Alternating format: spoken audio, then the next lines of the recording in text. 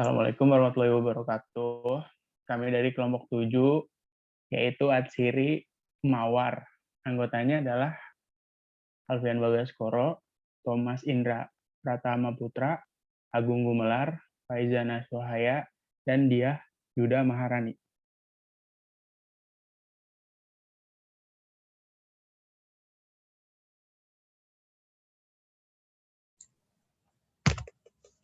Baik,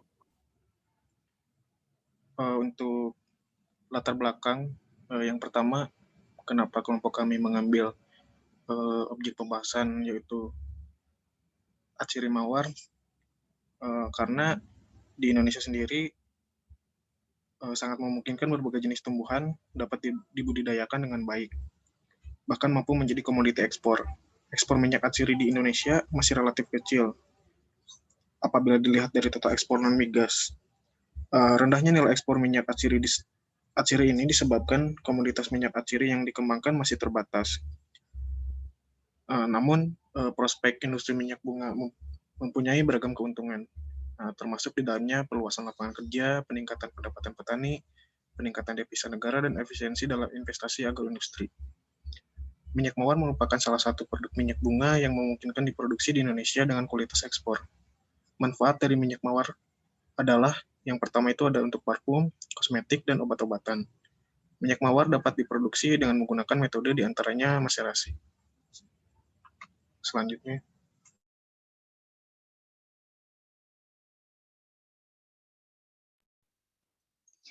Selanjutnya, pada tanaman mawar, minyak atsiri hanya terdapat pada daun dan mahkota bunga. Adapun kandungan minyak mawar sendiri yaitu fenitil alkohol, geraniol, citronellol, nerol, dan lilalol.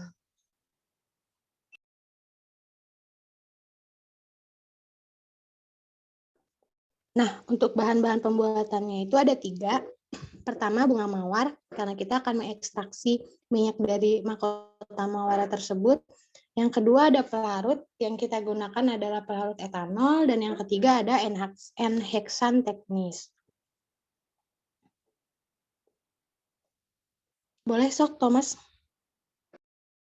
Baik, untuk metode yang digunakan pada ekstraksi atsiri mawar ini adalah maserasi.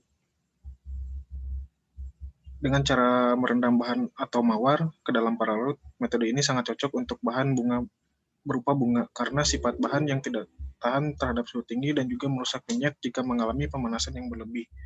Nah, untuk proses maserasi sendiri dilakukan selama 12 jam di dalam tempat yang tertutup dan gelap dengan tujuan terhindar dari cahaya atau penerangan, agar proses dapat berlangsung secara efektif. Baik, selanjutnya.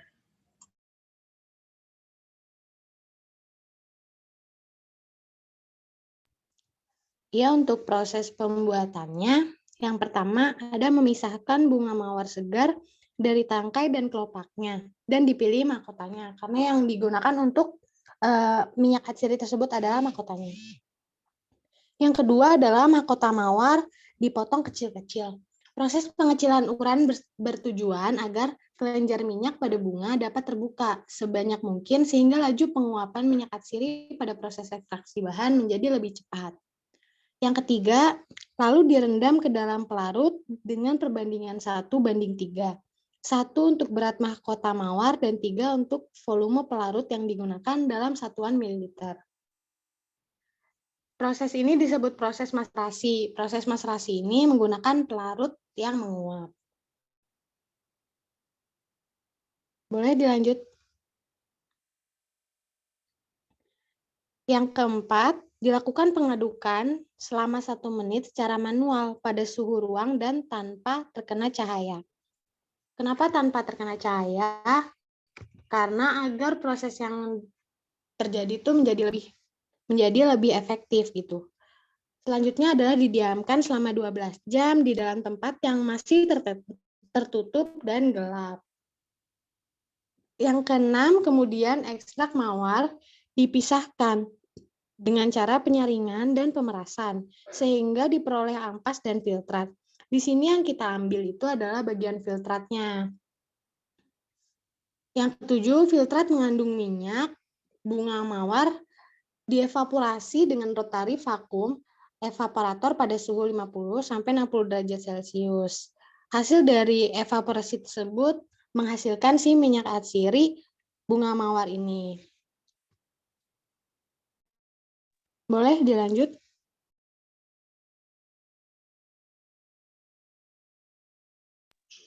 Untuk manfaat minyak atsiri mawar ada beberapa, yaitu untuk bahan baku obat sebagai pengatur haid, anti kejang, pengobatan aromaterapi, menjaga kelembapan kulit, menyembuhkan infeksi, membantu menyamarkan kerutan pada kulit, antiviral, antiseptik, antibakteri, antispasmodik.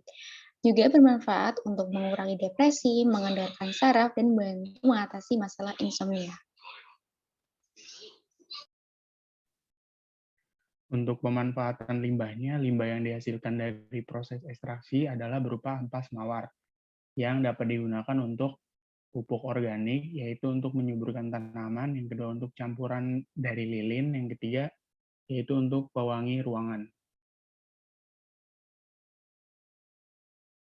Sekian presentasi dari kelompok kami, kurang lebihnya mohon maaf. Wassalamualaikum warahmatullahi wabarakatuh. Waalaikumsalam warahmatullahi wabarakatuh.